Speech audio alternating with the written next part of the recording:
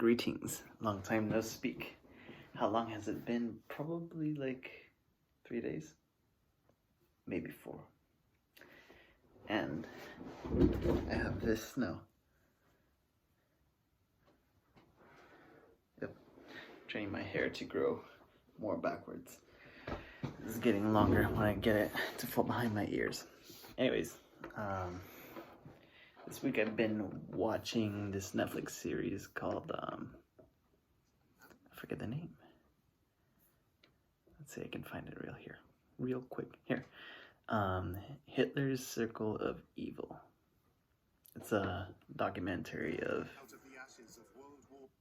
of Hitler's inner circle, basically how he came to power and created Nazi Germany, which is very interesting to me because I did not get to study World War II at all during school. We only covered World War I. But now I'm getting a lot more context about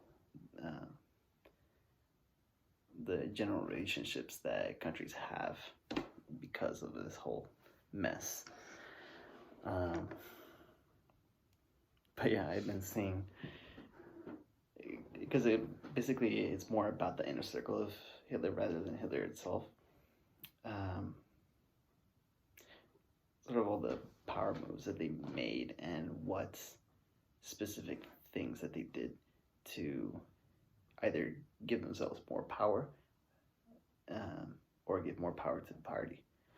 So like this guy, I forget his first name, his last name, Goebbels.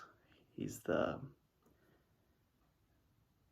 the guy who was in charge of all the propaganda.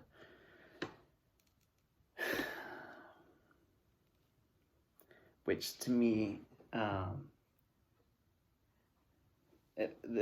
the stuff that he did to basically taking every sort of little thing and turning it into a positive perspective for the Nazi Party.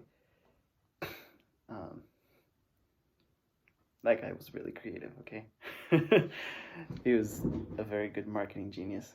He knew how to handle propaganda. Because, I mean, think of it, if inherently people are not hateful, that's something that grows out of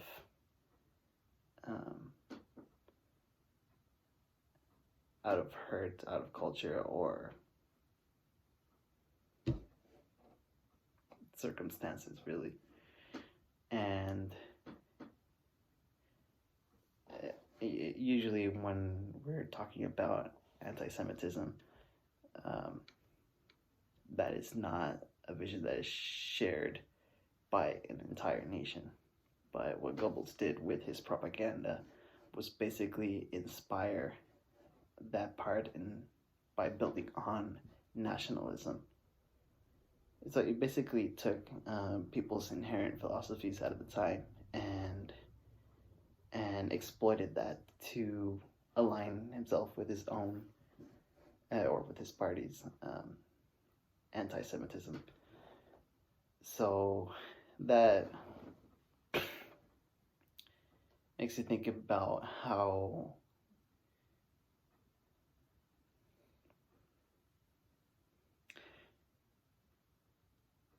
I'm forgetting the name. It's not interruption marketing. It's I forget the name, but basically it's where you do the same thing. You exploit someone's most basic ideas and try to realign it to your own ideas so that there's a mutual benefit scheme. And then I guess you could say that it's like a large-scale negotiation. But anyways,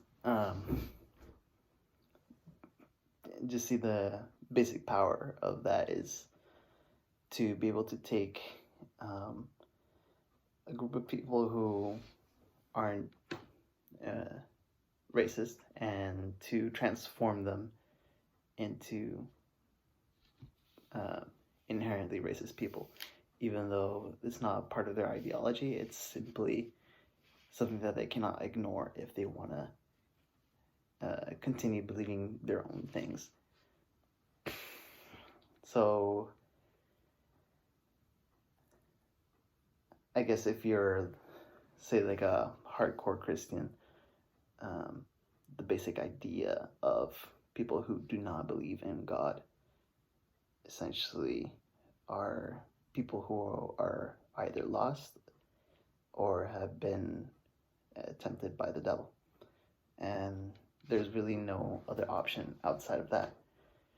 So depending on the kind of person that you are, that can turn you to be very compassionate or be very violent.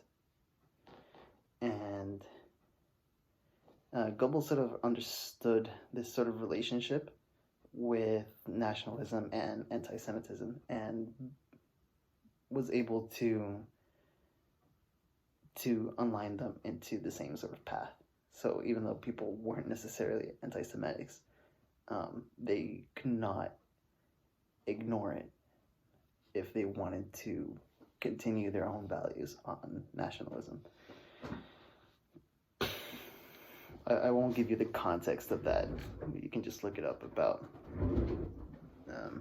the nationalism of Germany after World War I.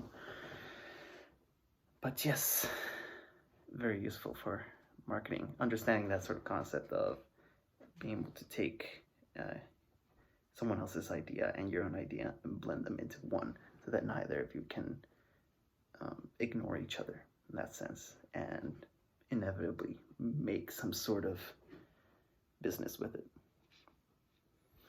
So just to give you the idea, is to be able to transform an entire nation into evil people, when evil is not an inherent trait of human beings. It's something that is acquired. And he managed to convince people to be that way.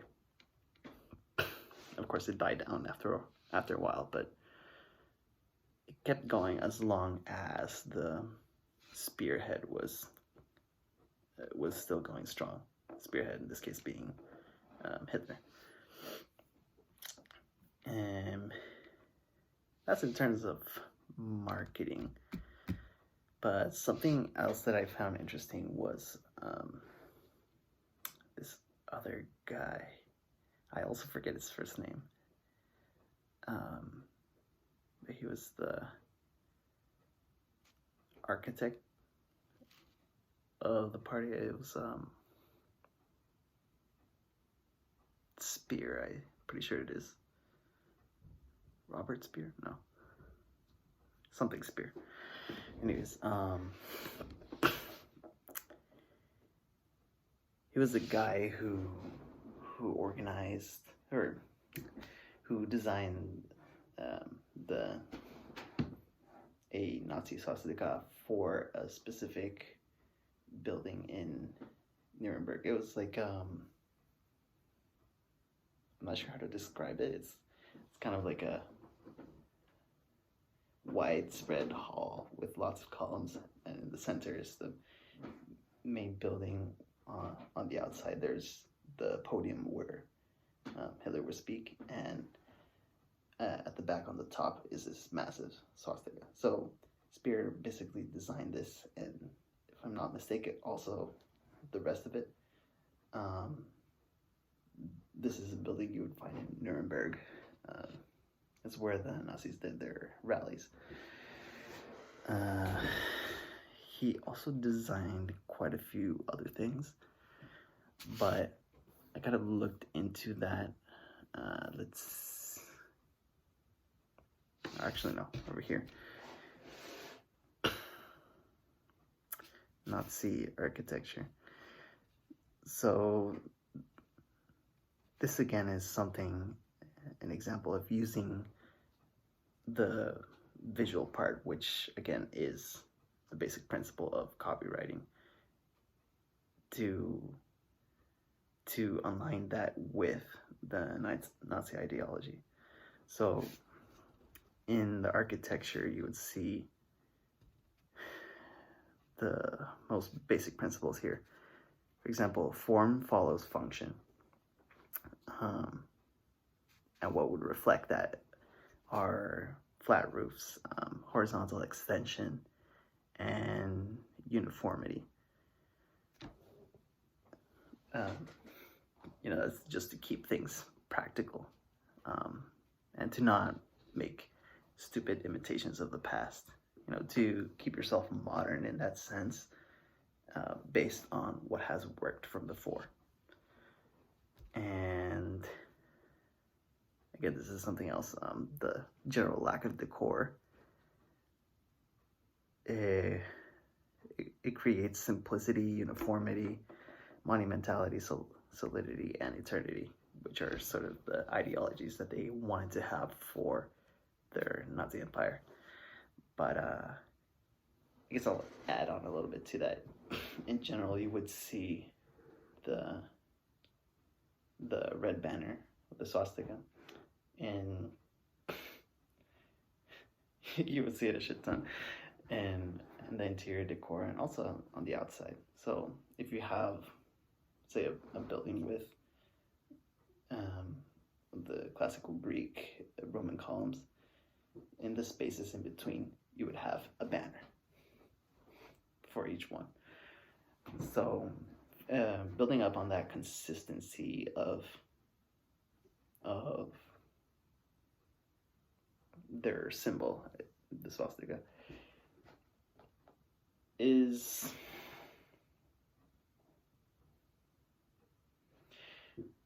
sort of like the part where the general visual aesthetic that you would have for, say, on your social media page, that repetitiveness and consistency across your feed, say if we're talking about Instagram, keeping overall the same sort of filter and general frame for the shots that allows you to maintain a certain uniformity to all of your content, which people can instantly recognize as soon as they see one of your posts out of many from other people. Branding, that's the term I was looking for. So in general, branding was a pretty strong suit that the Nazis had, which I think helped them launch themselves into the entire mess that they created.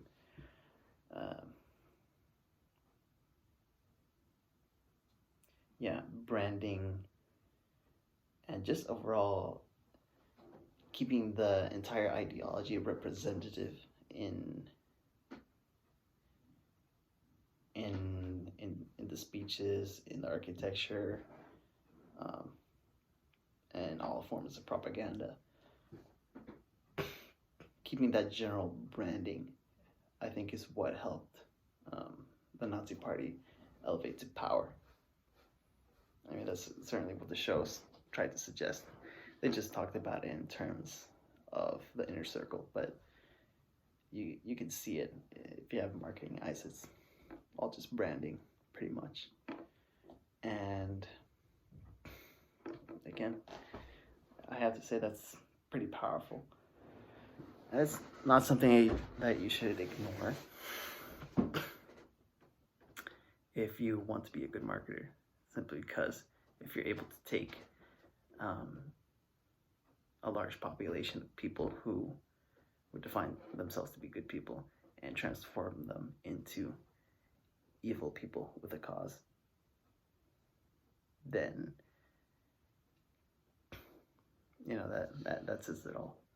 To transform good into evil, that's not an easy thing to do, and it can be done, which is scary. use it responsibly. But yeah, I think probably next time we'll talk about the general power moves that they did with the outline of 48 Laws of Power by Robert Greene. But I'm trying to think if there's something else that I saw. I